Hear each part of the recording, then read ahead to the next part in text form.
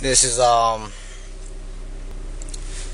regular cold start it doesn't knock, but as soon as it gets to normal operating temperatures, it knocks and stuff. But then when you rev it, you can see you rev it past, you can hear it.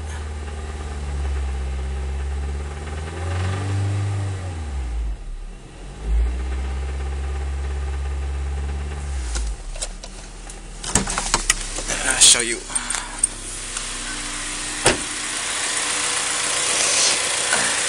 You can hear it making that knock noise. Let me give it a little gas so you can hear it a little better.